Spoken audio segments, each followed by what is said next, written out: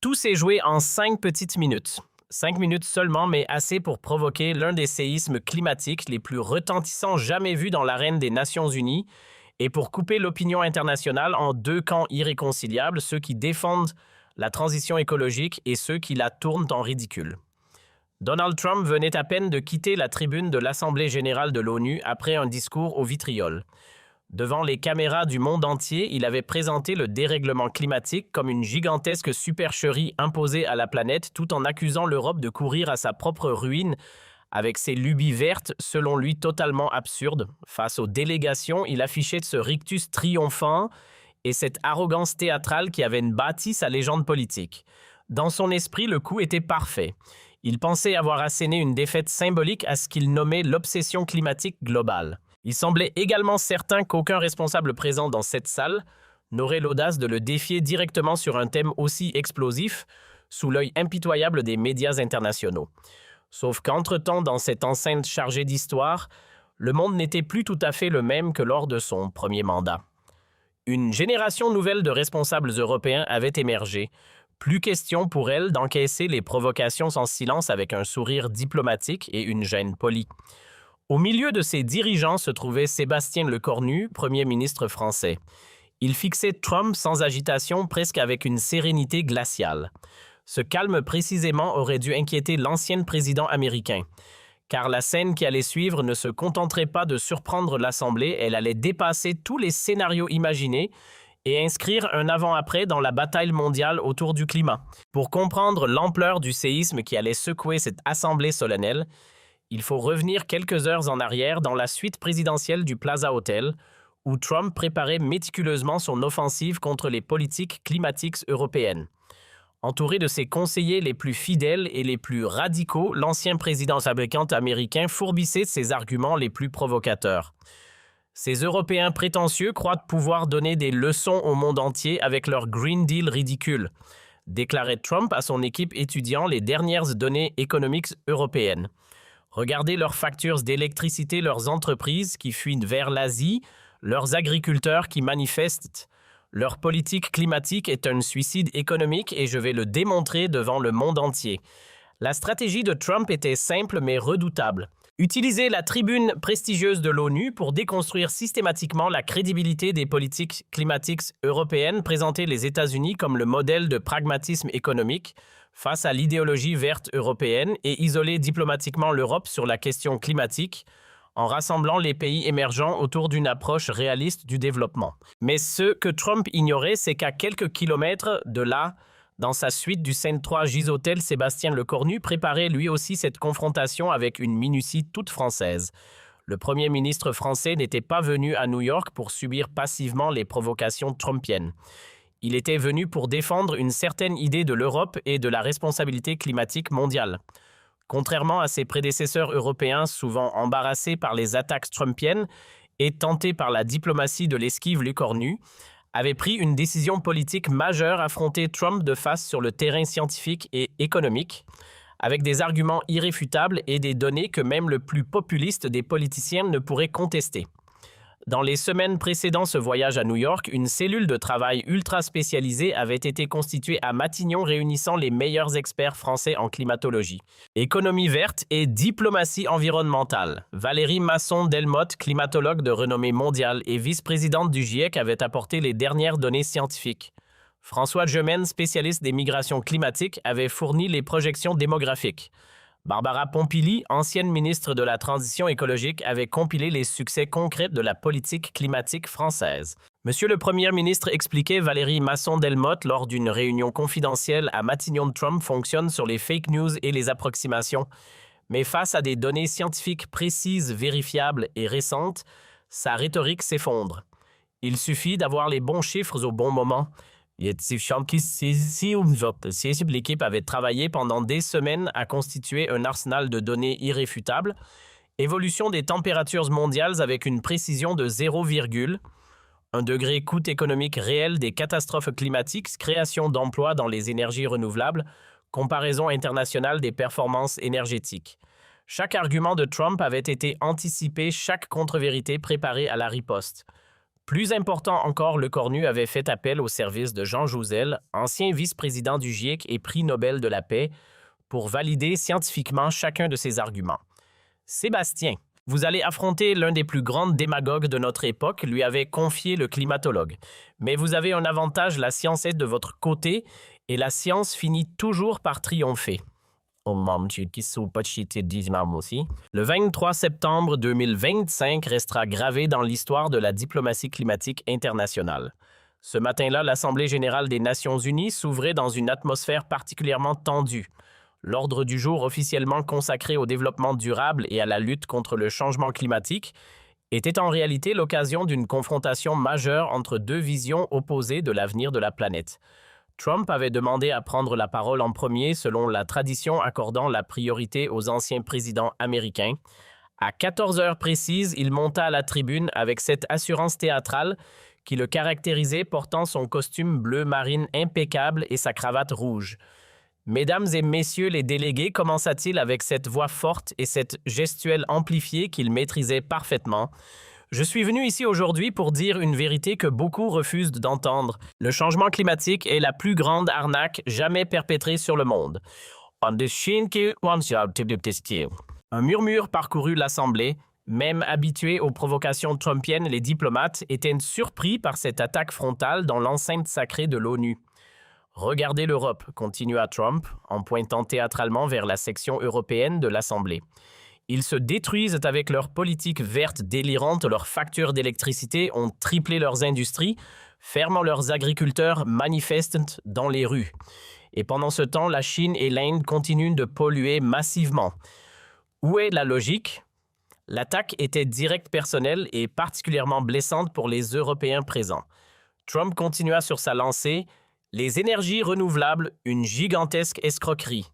Le vent ne souffle pas toujours, le soleil ne brille pas la nuit.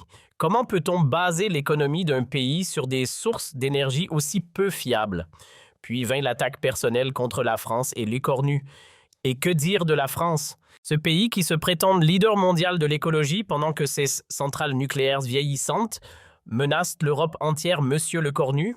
Vos éoliennes défigurent vos paysages et ruinent vos agriculteurs. Vos voitures électriques ne roulent que grâce au nucléaire. Où est la cohérence? Cette provocation directe était calculée pour mettre Lecornu en difficulté devant l'Assemblée mondiale.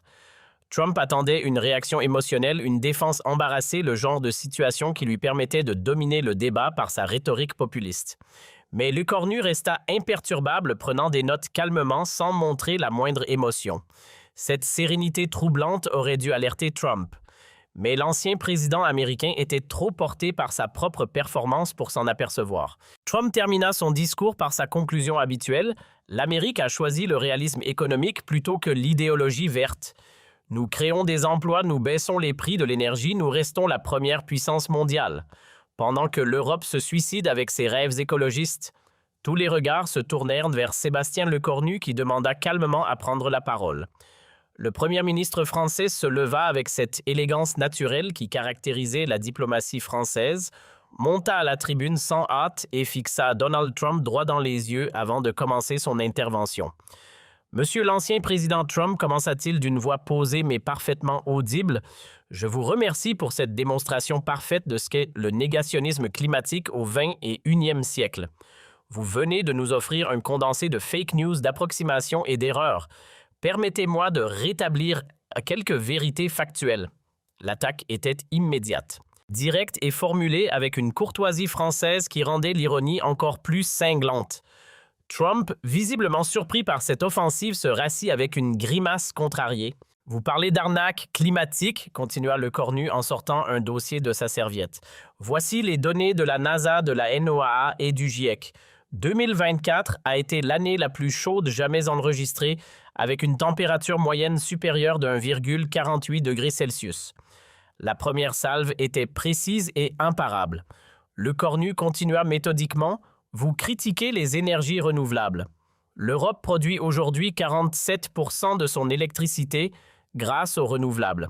Le coût du solaire a chuté de 70%. Les États-Unis, eux, restent dépendants à 79% des énergies fossiles importées et sont dans une impasse technologique. Vous accusez l'Europe de se suicider économiquement. L'industrie européenne des clean tech emploie 3,3 millions de personnes et génère 306 milliards d'euros de chiffre d'affaires annuel. Tesla. L'entreprise américaine, symbole de la transition énergétique, réalise 45% de ses ventes en Europe. Monsieur Trump, nos politiques vertes délirantes enrichissent vos propres entreprises. L'Assemblée commençait à réagir, des sourires apparaissaient sur les visages des délégués européens. Mais le cornu n'en avait pas terminé. Il sortit un second document. Parlons maintenant des coûts des catastrophes climatiques. En 2024, les États-Unis ont subi 47 milliards de dollars de dégâts climatiques, ouragans en Floride, incendies en Californie, tornades dans le Midwest. L'Europe, 23 milliards d'euros. Nos investissements dans l'adaptation climatique nous coûtent moins cher que votre inaction ne vous coûte en réparation. Cette démonstration par l'absurde était imparable. Trump commençait à s'agiter sur son siège, visiblement déstabilisé par la précision des attaques françaises. Vous moquez nos voitures électriques, continua le cornu. L'Europe produit 2,3 millions de véhicules électriques par an contre 1,8 million aux États-Unis. Notre autonomie d'innovation technologique nous rend moins dépendants du pétrole importé. Pendant que vous subventionnez encore les compagnies pétrolières, nous créons les emplois du futur. Puis vint le coup de grâce, la phrase qui allait faire le tour du monde. « Monsieur Trump, vous nous accusez de nous suicider avec l'écologie. Permettez-moi de vous dire que refuser la réalité scientifique, c'est cela le véritable suicide. Et l'Amérique mérite mieux que vos mensonges climatiques. » Le silence qui suivit était assourdissant. Trump, pour la première fois depuis longtemps, semblait déstabilisé. Le cornu n'avait pas terminé sa démonstration, mais peut-être préférez-vous parler de nos agriculteurs que vous prétendez défendre. Grâce à nos politiques d'adaptation climatique, l'agriculture française a maintenu sa productivité malgré les sécheresses. L'agriculture américaine, vous avez perdu 34% de vos récoltes de maïs à cause des vagues de chaleur l'été dernier. Qui protège vraiment ces agriculteurs? Cette fois, c'était un tsunami de données factuelles qui déferlait sur Trump. Chaque argument de l'ancien président était méthodiquement démoli par des chiffres vérifiables. Vous parlez de cohérence énergétique, continua le cornu. La France produit 93% de son électricité sans carbone grâce au nucléaire et aux renouvelables. Les États-Unis, 61% d'énergie fossile polluante. Nos émissions de dioxyde de carbone par habitant, 4 tonnes. La démonstration était accablante pour Trump qui tentait désespérément de reprendre la parole. Mais l'écornu avait préparé sa conclusion avec soin. « Monsieur Trump, vous représentez le passé, le déni, l'inaction, l'irresponsabilité face aux générations futures. L'Europe représente l'avenir, l'innovation, la responsabilité, la lucidité scientifique. L'histoire jugera qui avait raison entre celui qui niette le problème et ceux qui le résolvent. » Et puis vint la phrase finale qui restera dans les mémoires. La plus grande arnaque jamais perpétrée sur le monde, Monsieur Trump, ce n'est pas la lutte contre le changement climatique, c'est de faire croire aux gens qu'on peut ignorer la science sans conséquence. L'explosion d'applaudissements qui suivit fut phénoménale. Debout, la majorité de l'Assemblée générale ovationna le cornu pendant 3 minutes. Trump livide avait quitté la salle avant la fin du discours français. L'onde de choc fut immédiate et planétaire. En quelques minutes, les extraits du discours de Le Cornu devenaient viraux sur tous les réseaux sociaux. Le Cornu contre Trump, Climate Facts Not Fakes, Science Wins furent en tendance mondiale pendant 72 heures consécutives. Aux États-Unis même, la réaction fut massive. Les grandes universités américaines Harvard, MIT, Stanford publièrent donc des communiqués saluant la victoire de la science sur la démagogie. Plus de 2000 scientifiques américains signèrent une pétition soutenant les propos de l'écornu et demandant à Trump de cesser ses mensonges climatiques. En Europe, les effets furent encore plus spectaculaires. Pour la première fois depuis des années, un dirigeant européen avait tenu tête à Trump avec succès sur son propre terrain devant les caméras mondiales. Les sondages montrèrent un sursaut de fierté européenne. Selon Eurobaromètre, 24% des Européens approuvaient l'intervention de Sébastien Lecornu, mais c'est peut-être la réaction de la jeunesse mondiale qui fut la plus significative. Greta Thunberg écrivit sur Twitter « Enfin un dirigeant qui dit la vérité climatique sans complexe ». Merci à Sébastien Lecornu. Les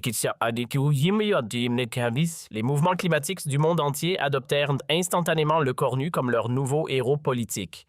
Donald Trump, humilié publiquement, tenta bien quelques tweets vengeurs, mais ils tombèrent à plat. Comment répondre à des données scientifiques vérifiables?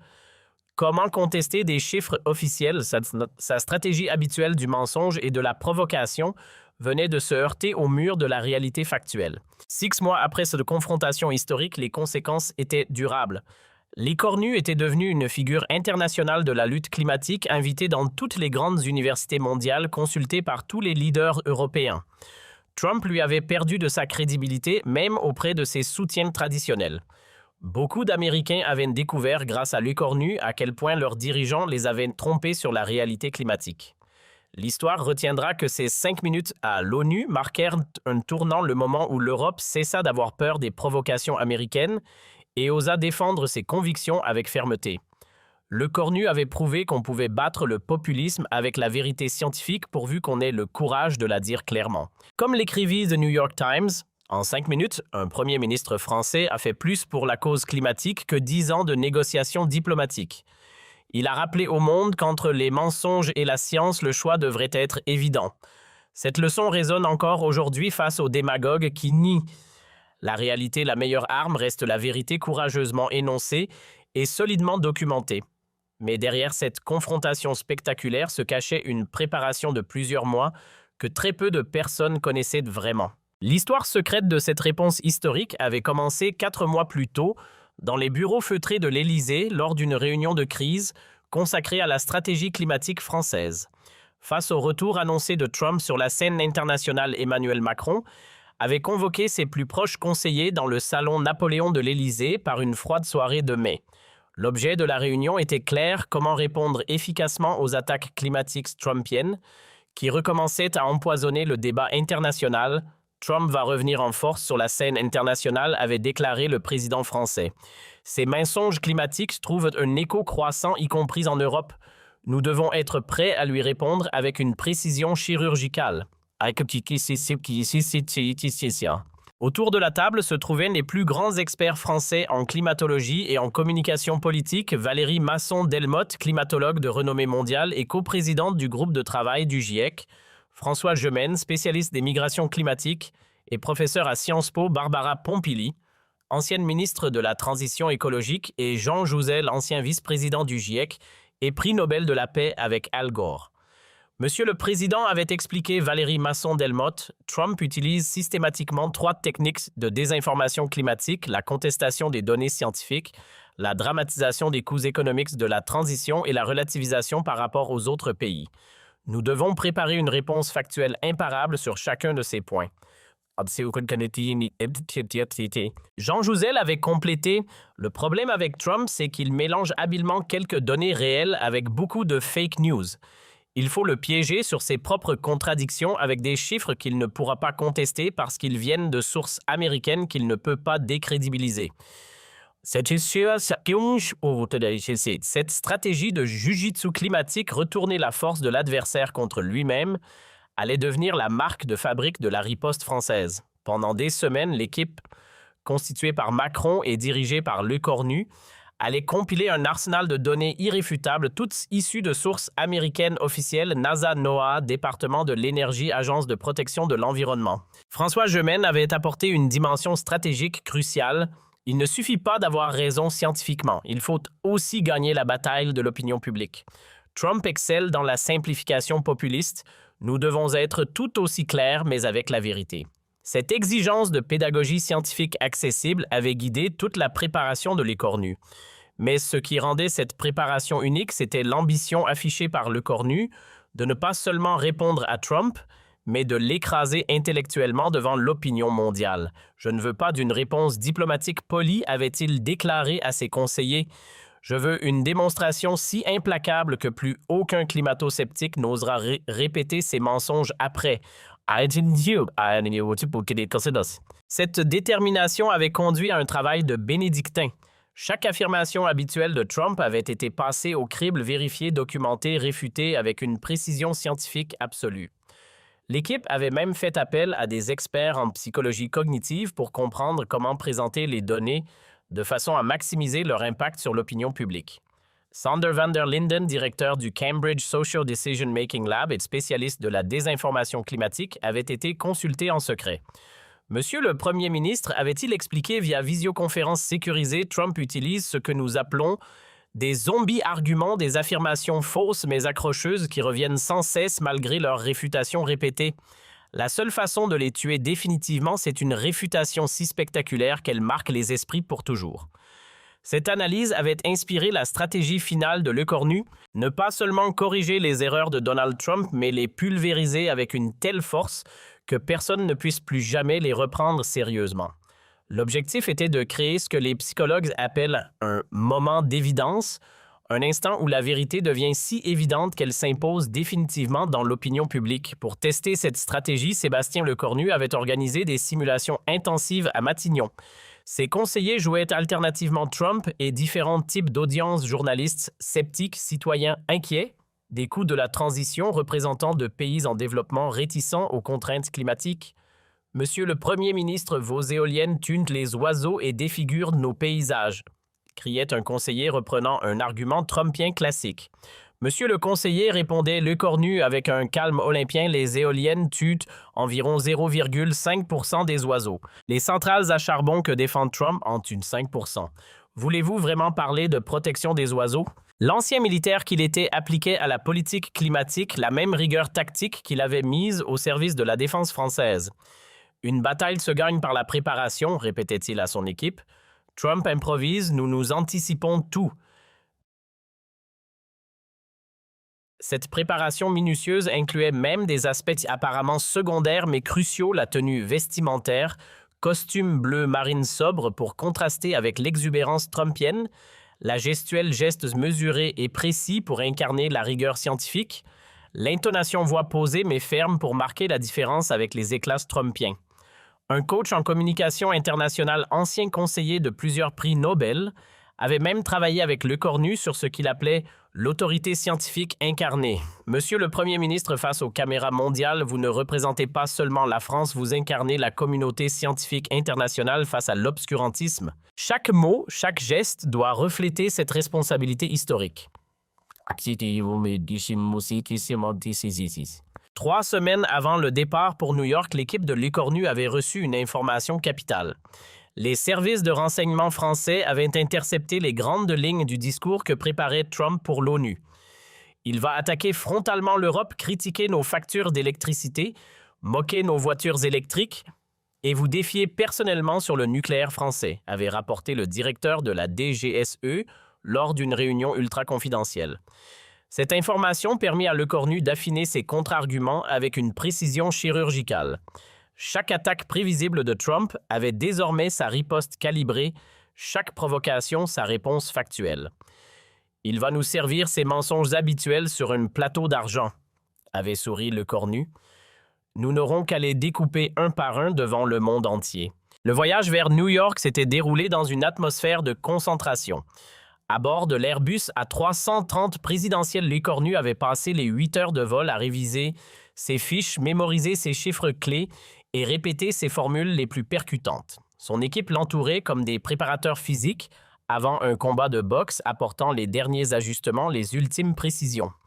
Rappelez-vous, lui avait dit Valérie Masson-Delmotte, pendant le vol, vous portez la voix de 97% des scientifiques mondiaux qui s'accordent sur la réalité du changement climatique anthropique. Trump ne représente que 3% de climatologues marginaux et des lobbies pétroliers. Le rapport de force intellectuelle vous est largement favorable. Jean Jouzel avait ajouté « Sébastien, ce que vous allez faire à New York dépassera le simple débat politique. Vous allez donner une leçon de science à la tribune la plus prestigieuse du monde. C'est un honneur et une responsabilité immense. » À New York, l'atmosphère était survoltée bien avant le début de la session de l'ONU. Dans les couloirs du Plaza où séjournait Trump, les journalistes américains bruissaient de rumeurs sur un discours climatique majeur de l'ancien président. Au Saint-Régis, quartier général de la délégation française Lecornu, peaufiner ses derniers arguments avec ses conseillers scientifiques.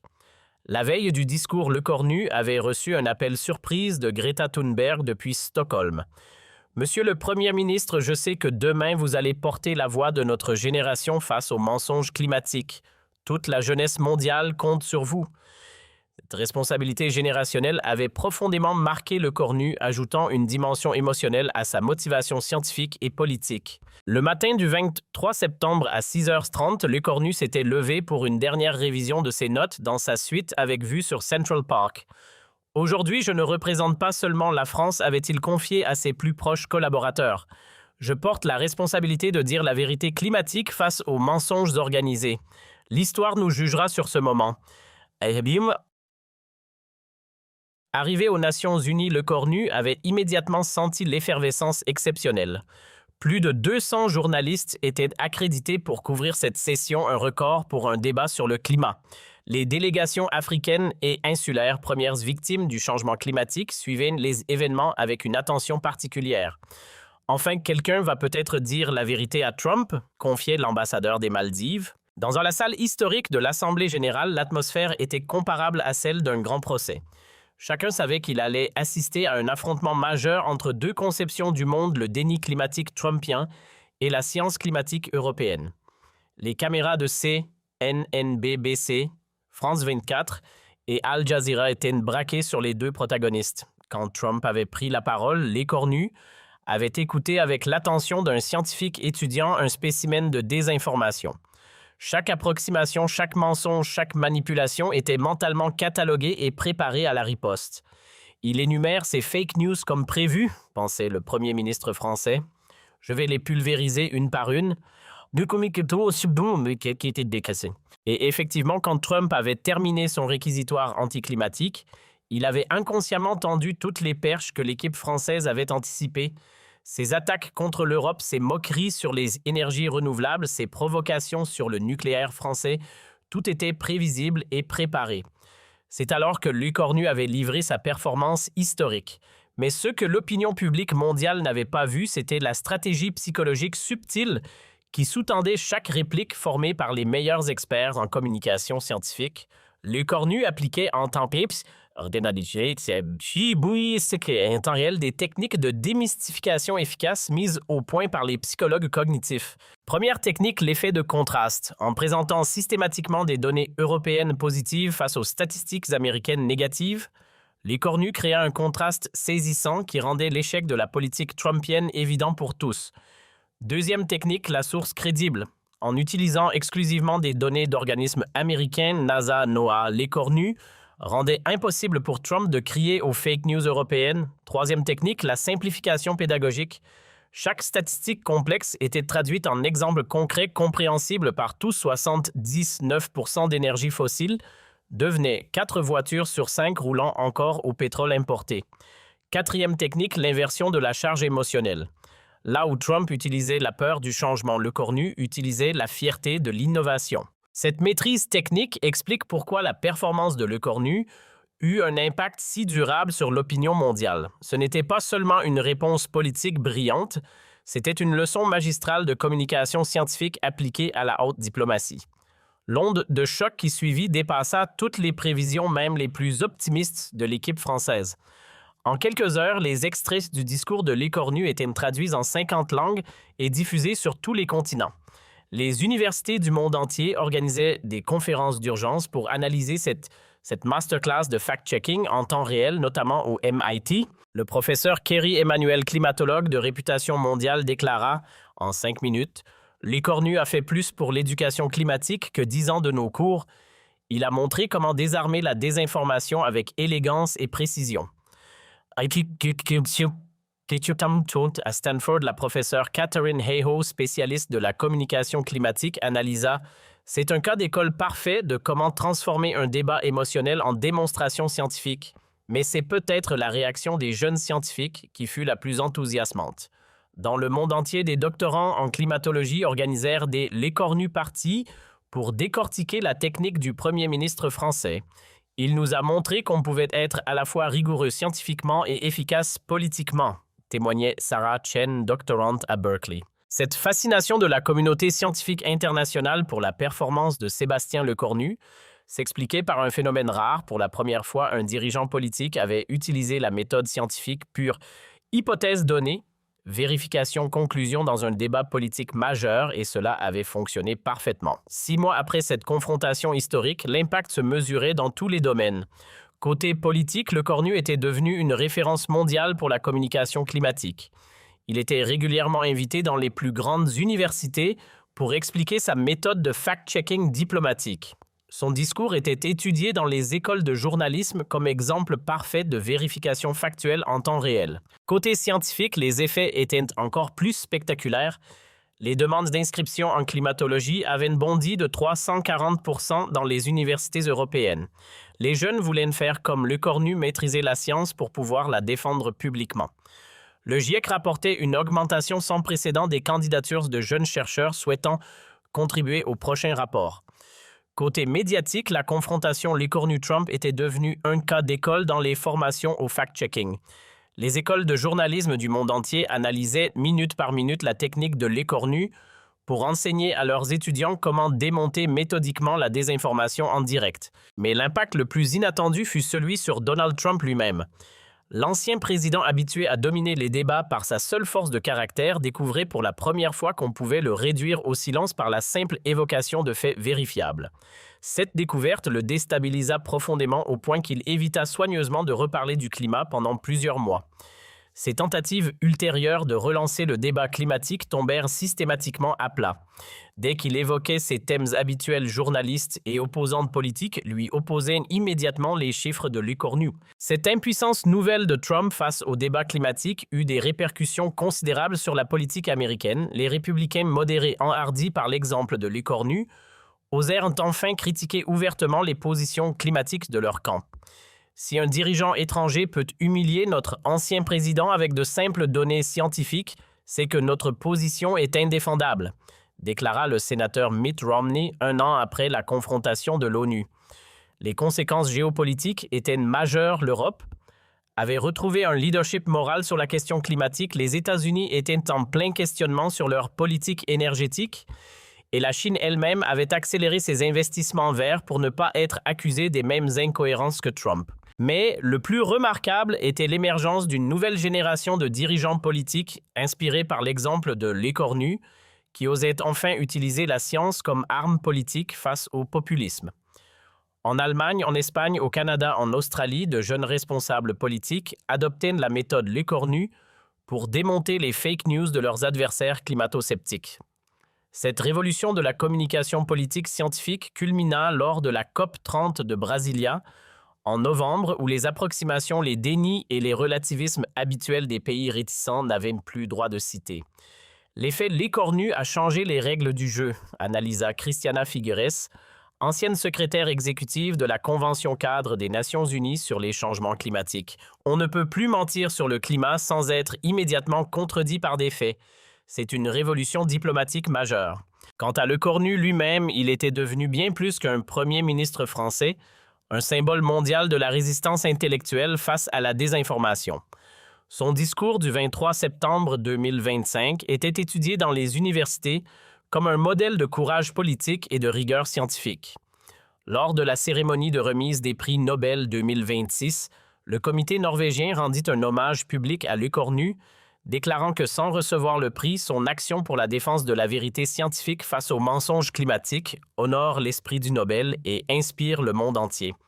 L'histoire retiendra que ce jour de septembre 2025, dans l'enceinte sacrée des Nations Unies, un homme armé de la seule vérité scientifique a terrassé l'un des plus puissants démagogues de son époque, et que par cette victoire de l'intelligence sur l'ignorance de la science sur l'obscurantisme, il a redonné espoir à tous ceux qui croient encore que la raison peut triompher de la déraison. Triompher de la déraison. Triompher de la déraison.